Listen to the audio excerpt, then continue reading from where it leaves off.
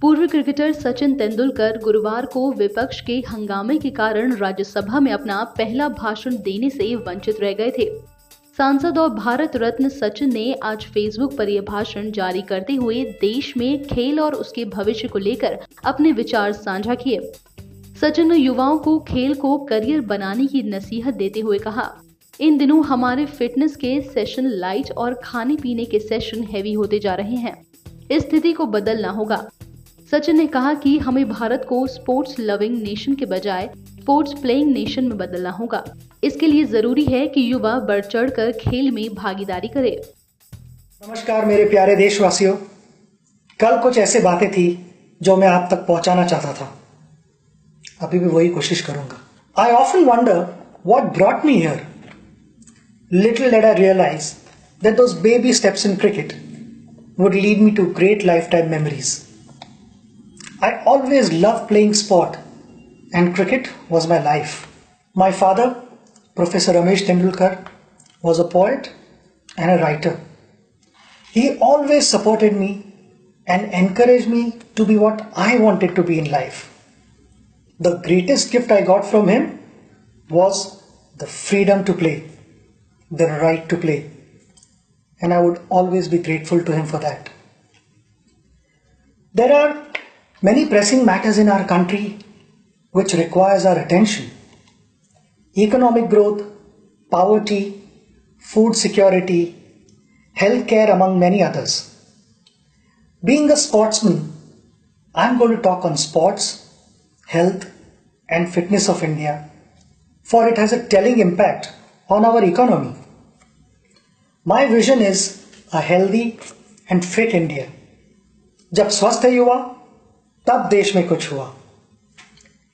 India is set to emerge as the youngest average age nation in the world by 2020. So the assumption is ये young है तो fit है, but we are wrong. We are the diabetic capital of the world with over 75 million people being affected by this disease. And when it comes to obesity, we are sitting at number 3 spot in the world. The economic burden of these diseases will not allow our nation to progress. According to a UN report, the impact on the Indian economy of non-communicable diseases from year 2012 to 2030 will be 6.3 trillion US dollars, यानी Indian 4 crore रुपए। आपने सही सुना, 4 करोड़ रुपए। मगर ये number हम सब नीचे ला सकते हैं अगर हम सब ने यही कोशिश की कि हमारी सेहत ठीक रहे, सही तरह से एक्सरसाइज करें और कोई स्पोर्ट खेले, तो बहुत कुछ बदल सकता है। बट I feel उसके लिए we need a plan to help us become a sporting nation, to change our sedentary lifestyle, unhealthy mindset.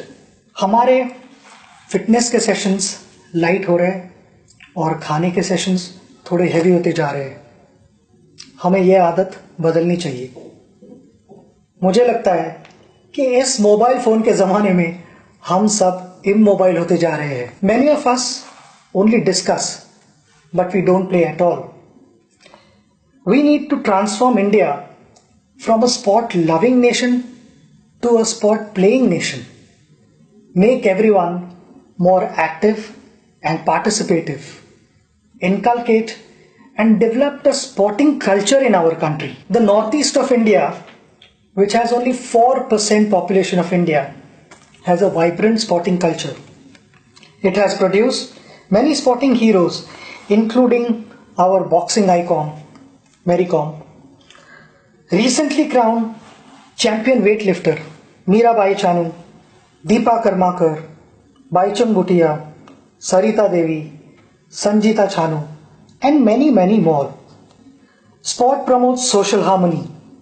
President Nelson Mandela's efforts to use the Rugby World Cup in South Africa's journey to become an inclusive state is legendary.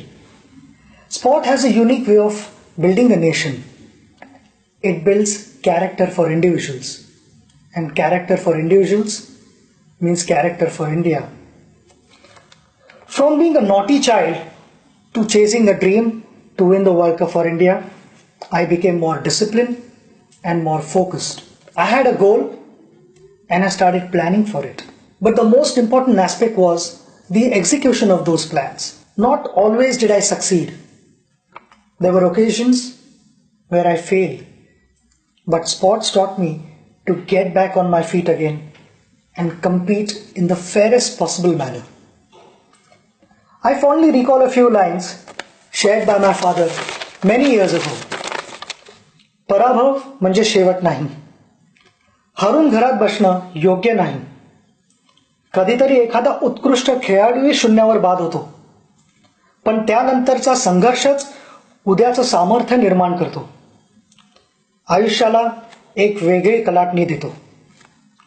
We must build a sporting culture in our country. Otherwise, a young, unfit, unhealthy India is a recipe for disaster. I am humbly proposing a framework of 3 I's here. Invest, ensure, immortalize. Invest. We must invest our own time and effort and ensure our wellness. Each one of us needs to start adopting an active sport and play it regularly. We have our honorable chairperson who loves this game of badminton, much like the famous poet and lyricist Gulzar Saab's love for tennis. Age is no bar, as we are a country where one of the oldest marathon runners is the 101-year-old E.P. Parmeswaran from Kochi, whom I met recently. Our citizens and school children should have access to more sports infrastructure. Open spaces and playgrounds should be retained. Along with smart cities, we should look at building smart sport cities. In this context, I appeal to the Honorable Minister for Corporate Affairs, Arun Jaitley ji, to kindly consider a percentage of CSR spends be made compulsory for the development of sports infrastructure. At a policy level, sport should be at par with any other subject in schools. Children representing school, district, state or country should get added marks or grades. This has been an area that I have been pursuing since the beginning of my tenure. I am grateful that it is indeed under serious consideration with the HRD and sports ministries working together on the same. जब घर में बेटी पैदा होती है तब हम कहते हैं लक्ष्मी घर आई है.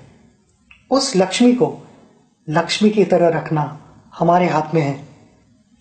Daughters of India have shown what they are capable of with champions like Sindhu, Sakshi, Saina, Sania, Mithali, and the list goes on and on. When dreams don't discriminate, then why do we? I want to appreciate their parents, their family members, their coaches, their friends for helping them, for encouraging them, and that is the only reason they have reached here.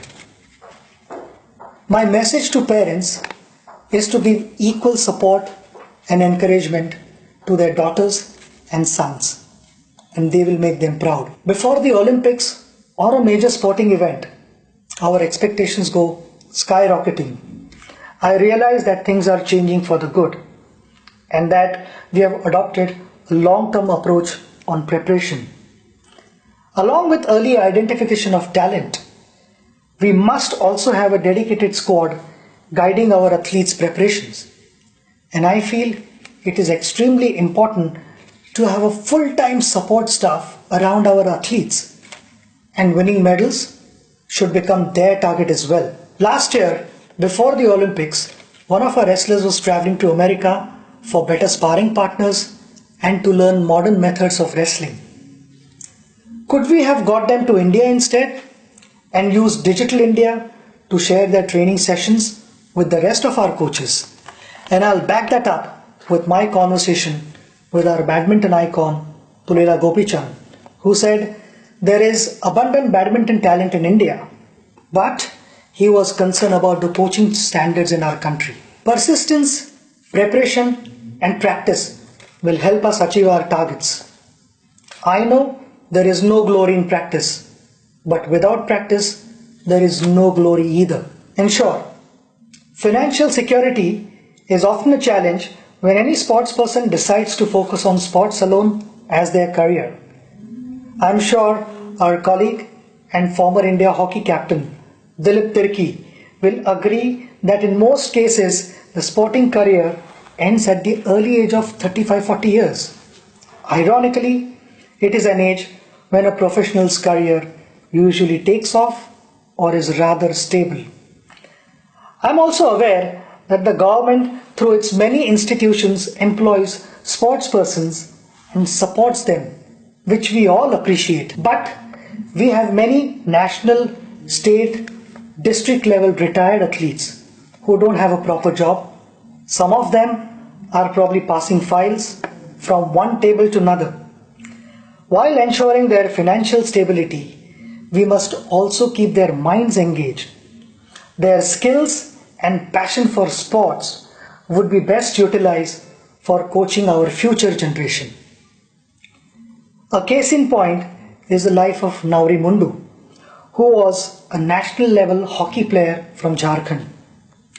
Following the end of her playing career, she doubles up as a teacher and works in the farm to make ends meet.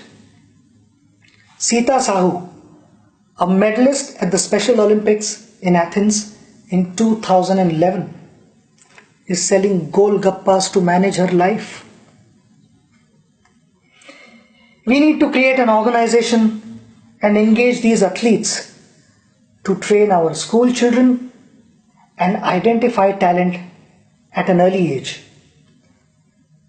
There is so much that these athletes have to offer back to our society. It is also imperative to have health insurance for all our national level athletes. The struggles faced by our hockey great Mohammad Shahid in his last days reiterates the need to prevent such unfortunate situations. The life of Shamsher Khan is another reminder of how we have failed our national heroes.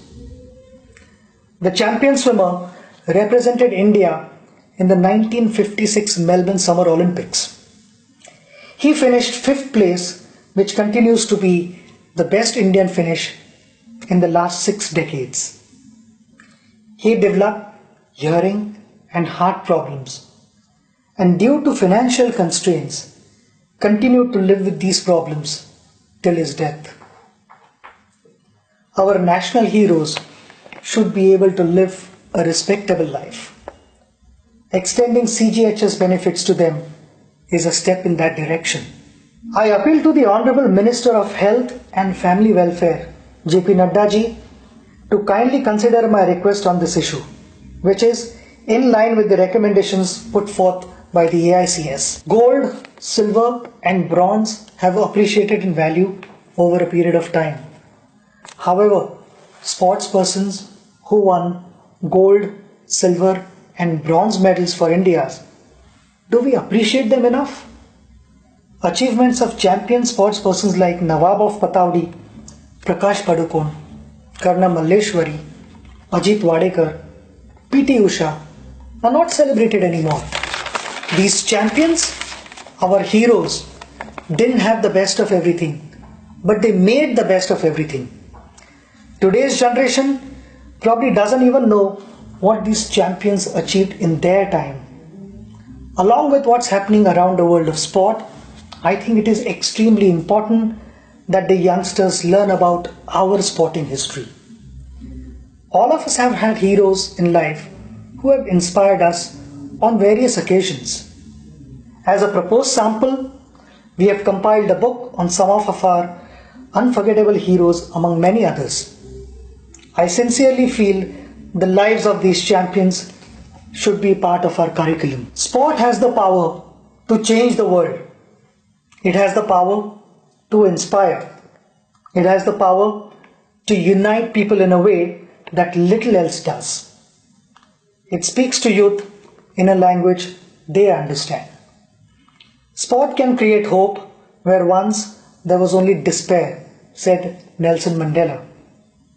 In the year 2009, this August House passed the Right of Children to Free and Compulsory Education Bill. It is my humble suggestion that the Act be amended to include the right to play. Sports can be considered an essential and mandated part of the curriculum. Consequently, each child should get the right to play a sport at school. माता पिता जैसे आज तक अपने बच्चों को पूछते आए हैं कि क्या तुमने खाना खाया, क्या तुमने पढ़ाई की, मेरे लिए वो दिन सबसे बड़ा दिन होगा जब इन दोनों चीजों के साथ माता पिता अपने बच्चों को ये भी पूछेंगे कि आज तुम खेले या नहीं. I want to thank all of you for listening to me. Together, we can build a sporting culture in India and transform the way we live and play. Jai Hind. देखते रहिए ब्लूम न्यूज.